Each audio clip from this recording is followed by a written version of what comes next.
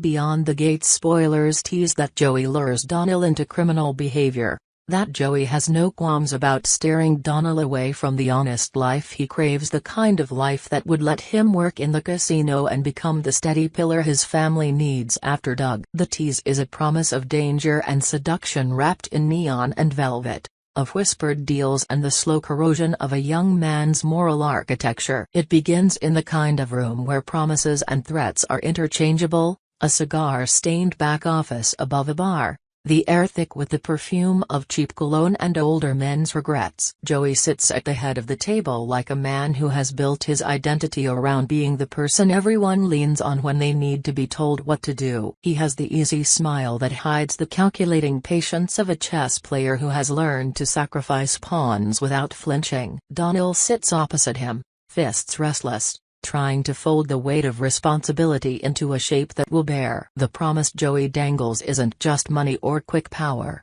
it's a map out of the smallness that has kept Donnell in place, an invitation to step into an orbit where he is someone of consequence. The film's early whiplash is the contrast between Donnell's desperation to be normal and Joey's relentless insistence that normal is a weakness. Donnell, reeling from his father Doug's death, is not merely grieving. He is being thrust into the role of man of the house, which in their neighborhood translates to becoming both provider and protector. He wants, in the simplest terms, a job at the casino, steady hours, union-backed benefits, a wage that can be counted, a uniform that tells people he has arrived. He imagines, with a child's hopeful exactness, being able to pay the bills, to mend Vanessa's worry-worn face into something less lined. The casino represents safety, routine, an anchor. Joey sees that need and smiles because need is exploitable. He paints the casino job as both attainable and insufficient.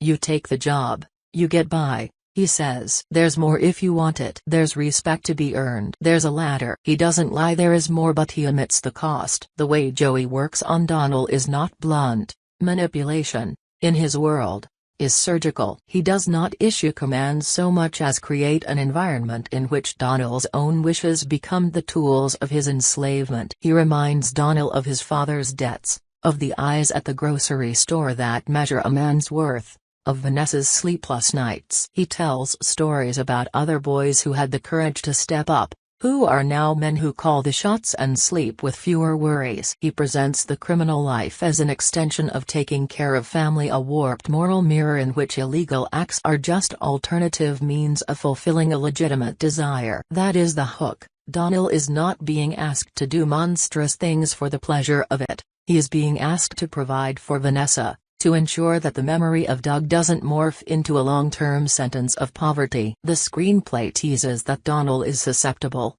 perhaps too susceptible. He is young, idealistic in a practical way, and painfully eager to prove himself. But he is not a blank slate. The death of Doug has carved a new landscape within him, sharper edges, an urgent need to be reliable, a simmering anger at the unknown hands that led to Doug's last moments. That anger is both a compass and a blindfold. It points him toward justice, yet it makes him vulnerable to those who promise to enact that justice on his behalf. Joey understands this double bind and leverages it. He suggests that the quickest route to ensuring Vanessa's comfort is not the slow bureaucracy of the casino payroll but a side hustle with higher immediate returns, supplying drugs within the glittering confines of the casino, moving product through the same rituals that make people spend and lose. The irony is deliberate. The place that represents lawful order in Donnell's mind is the very place Joey proposes to infiltrate with illegality. Donnell's initial reaction is a study in complexity. There is a recoil, moral,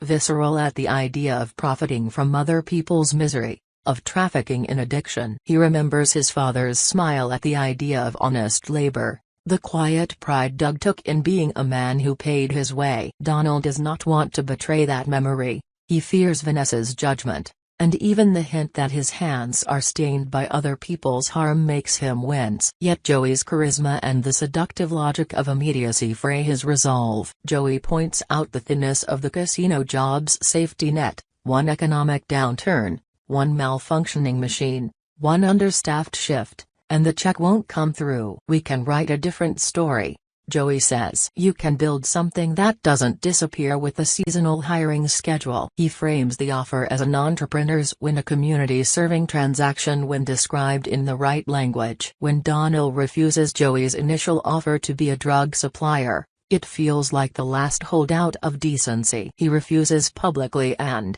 for a fleeting moment, there is a space where he seems to have kept Doug's dignity intact. But Joey is not cruel, he is pragmatic. He does not take no as an absolute, he takes it as a negotiation. He offers Donnell a stepping stone, a safer job that still keeps Donnell close to the action, a role that will, in Joey's hands, appear legitimate and protectable. It is a smaller compromise, the kind that will later be used to justify larger others. Having refused outright criminality, Donnell accepts the safer arrangement, thinking it keeps the bar between him and the abyss. In truth, it only shortens the distance. Vanessa's role in the story is portrayed as heartbreaking and, in its ignorance, devastating. She is not painted as a weak woman but as someone who believes in the best version of her son and is willing to complicate her own life to help him. She volunteers herself as a kind of pawn, not in the sense of being oblivious to possible danger but in the sense that she believes in sacrifice. Joey doesn't need to coerce Vanessa,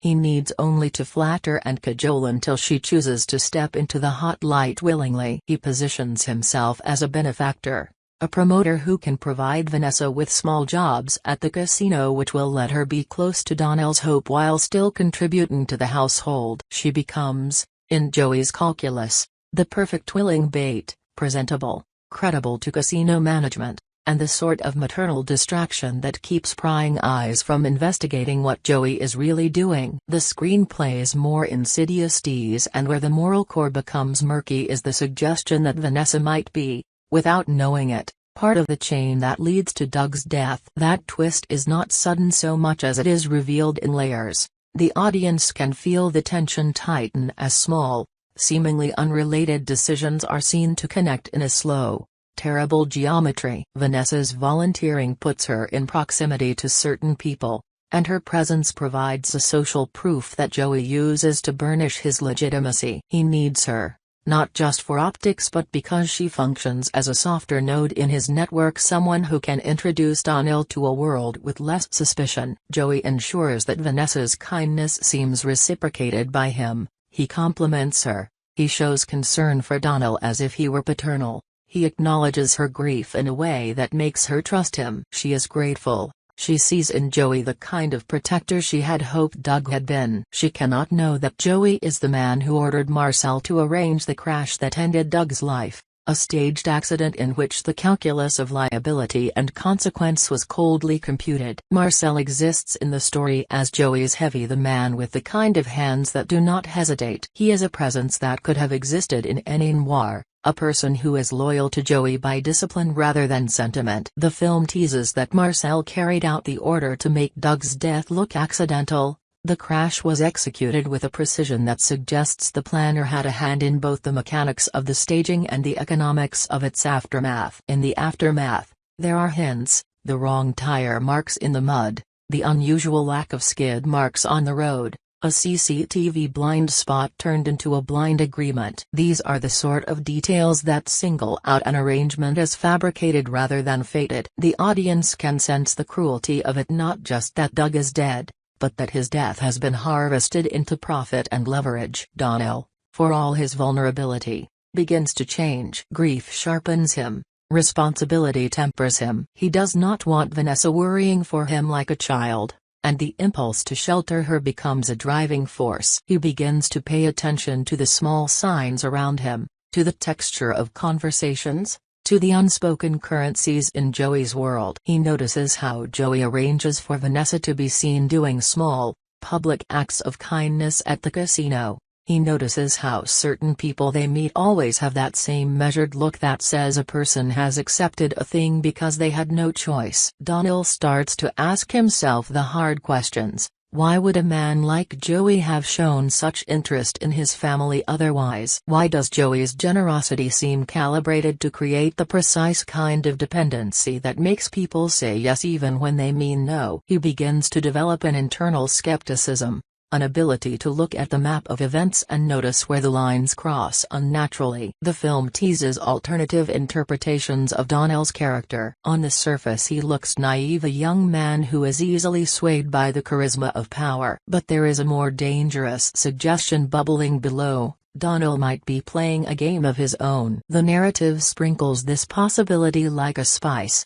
Small moments that can be read in multiple ways. We see him learning the tenor of the casino floor with a keenness that suggests more than curiosity. He is studying patterns, behavioral rhythms, the way employees move with the machine's cycles. We see him speak to older casino staff with the cautious confidence of someone building a network. We see him keep a private notebook, small bullet points jotted down between shifts, an index of names and times and transactions that look, at least to the keen eye, like someone making a ledger not just of cash flow but of leverage. The ambiguity is delicious. Is Donnell being set up, or is he the one quietly setting the stage? Is his refusal of Joey's initial proposition sincere, or part of a longer con designed to put Joey off the scent while he learns the ropes? Meanwhile, the rumor threads about Doug's status thicken. There are whispers in the neighborhood, the kind of gossip that is both protective and dangerous. Some argue that Doug is not dead at all,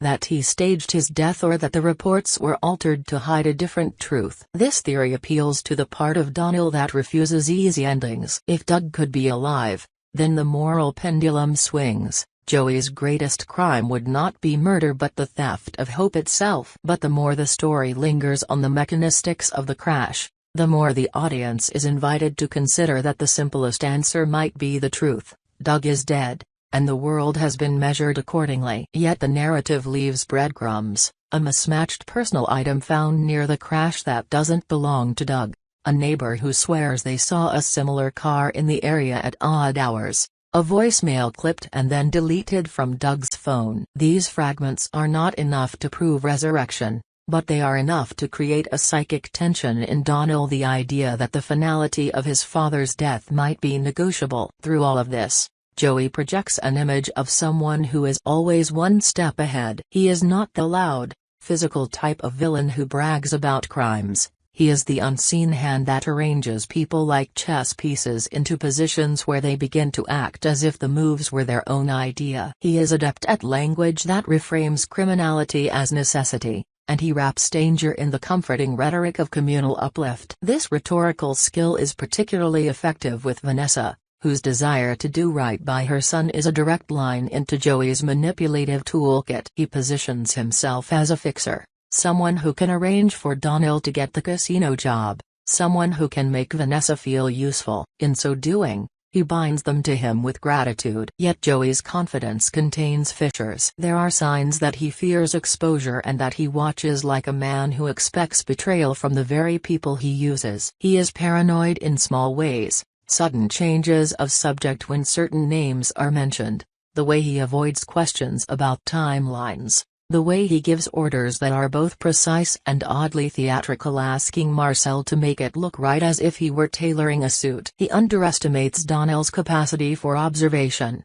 or perhaps he thinks Donnell is too tender-hearted to act on what he sees. That miscalculation will be the hinge upon which the later, more dangerous acts pivot. The first section of the story lingers on the building of pressure, the juxtaposition of Donnell's simple wish for a steady life, Vanessa's loving opacity to the machine that is Joey's world, Joey's manipulative charisma, and the dark possibility that Doug's death was orchestrated. The narrative slows to examine each micro-decision: Donnell's refusal, Joey's counteroffer, Vanessa's volunteerism, Marcel's quiet obedience. Each choice is extended into a scene that reveals motive and human frailty, showing how small acts of kindness can be weaponized and how grief can be shaped into leverage. As Donnell acclimates to the casino's rhythms, his perspective shifts from the personal to the systemic. He begins to see how lines blur on the floor, how money, desire, and desperation mix in a way that creates both prey and predator. He watches dealers catch sighs of relief as players lose,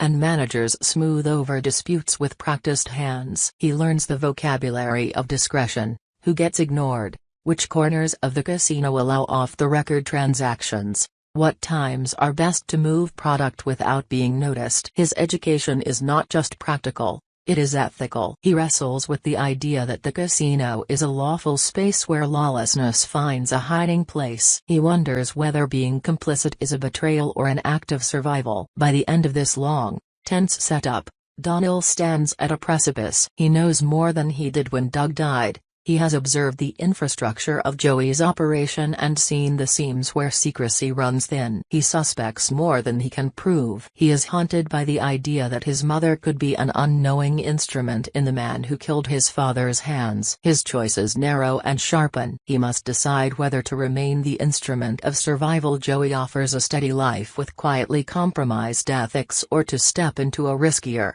more righteous path that might cost him everything. The story, up to this point, resists closure. It resists simple moral judgments in favor of a slow-burn examination of how people make choices when the alternatives are all imperfect. The consequences are not yet resolved, they are only beginning to arrange themselves in the dark, like cards being dealt before a hand is revealed.